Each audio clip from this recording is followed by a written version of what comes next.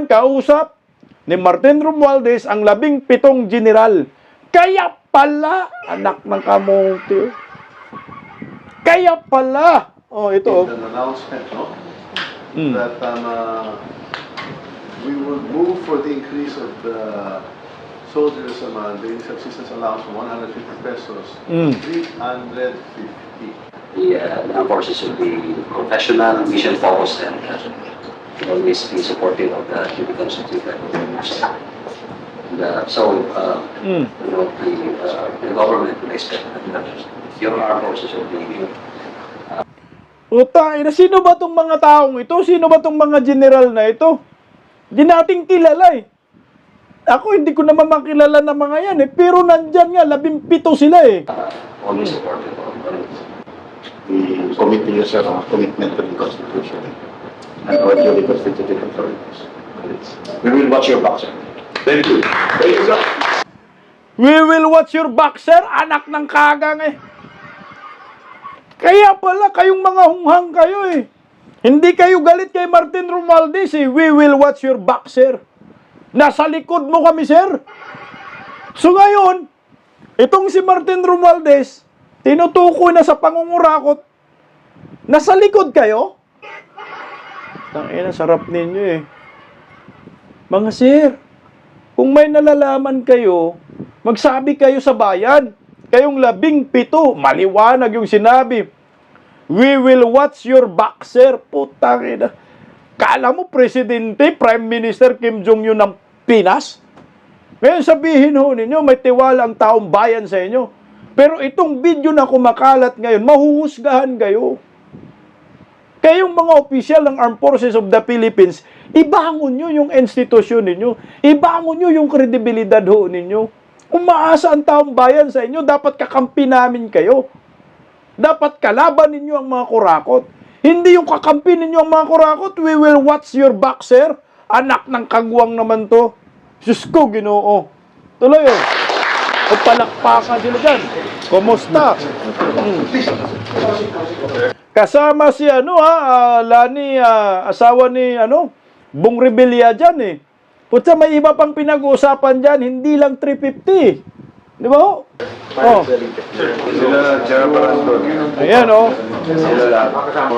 Putsa oh. So, we will move for the increase of the Putsa, kaya nagkalit-silitsi ang Pilipinas dahil dyan. Sige, tuloy lang na nagkunti, naulit Lang. soldiers' daily subsistence. Ito.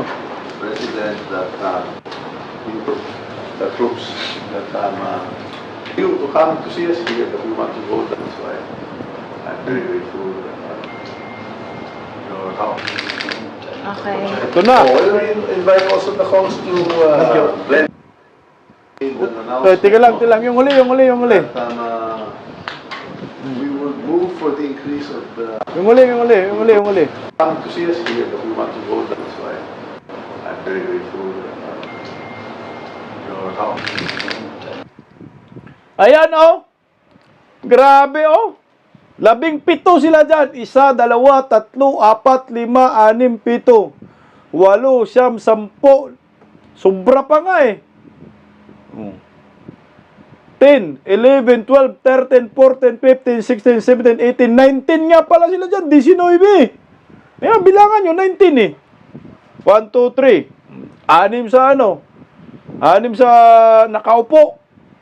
Yung nakatayo, 1, 2, 3, 4, 5, 6, 7, 8, 9, 10, 11, 12, 13, 19 nga pala sila dyan.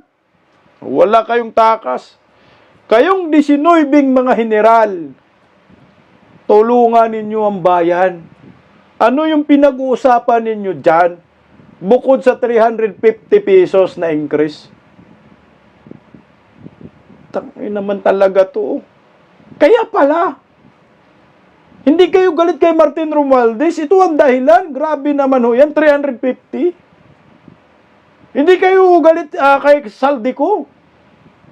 Hindi kayo naglalabas ng statement. Samantala, papriskon kayo ng papriskon laban dito sa mga retired uniform personnel na bumabati ko sa mga kurakot.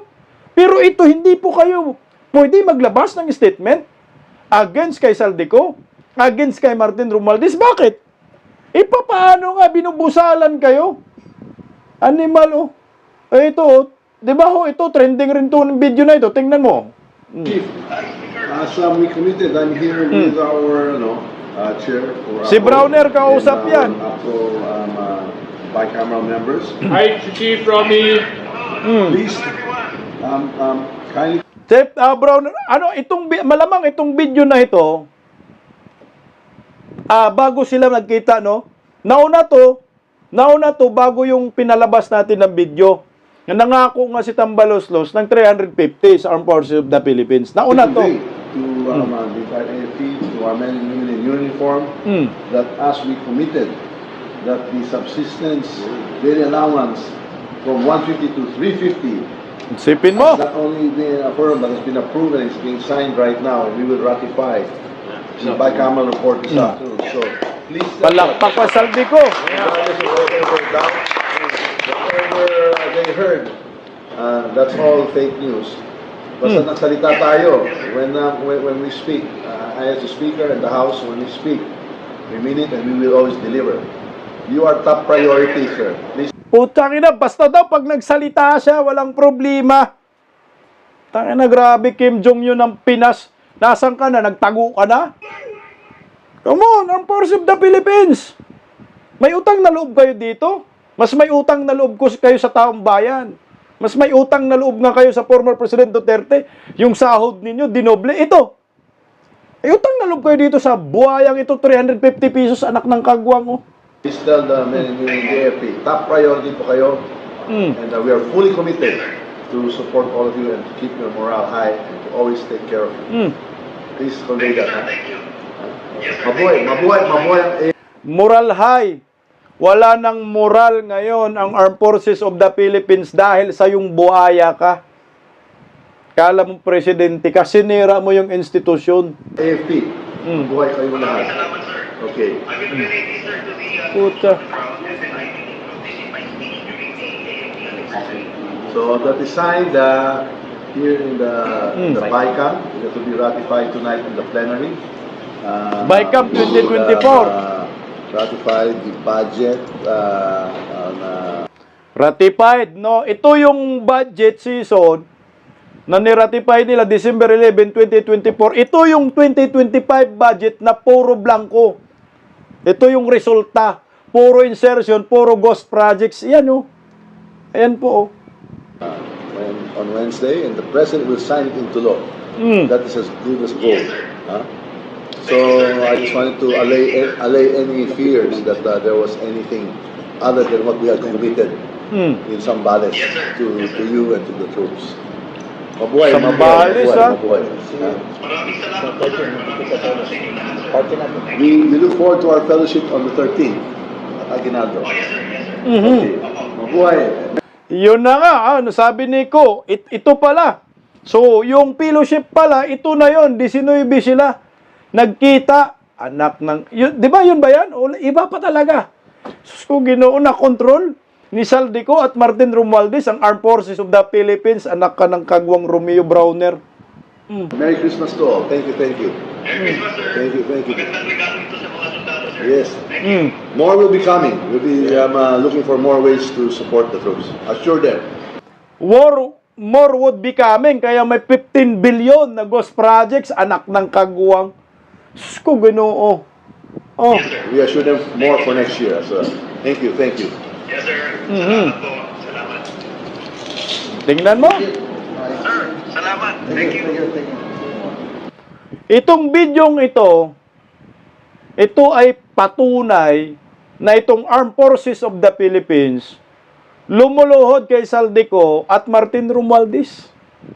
Kaya pala, hindi makuhang magalit itong mga general kay Martin Romualdez at Saldico. So anong gagawin natin? Tatahimik na lang, bahala na lang kami.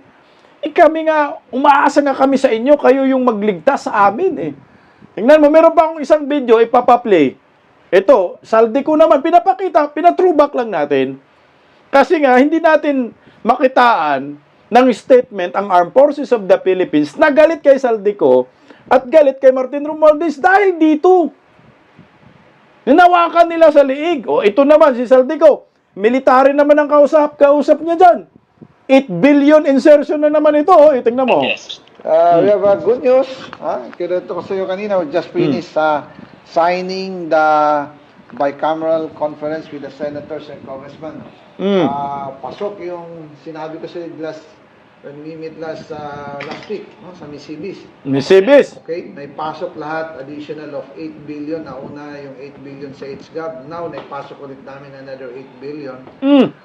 That's 16 billion. 16 billion ang insertion ni Saldico.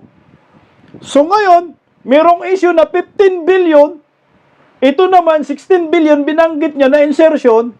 Ano ho ito? Ito na tayo ngayon. Nagkakunik-kunik na. Nakikita na natin yung puzzle. Kung bakit nagkaganito ang Armed Forces of the Philippines na inaasahan ito ng taong bayan. Hindi ho po pwedeng ganito na ang military ay luluhod kay Martin Romualdez at Saldico. Ito nabanggit niya 16 billion pesos.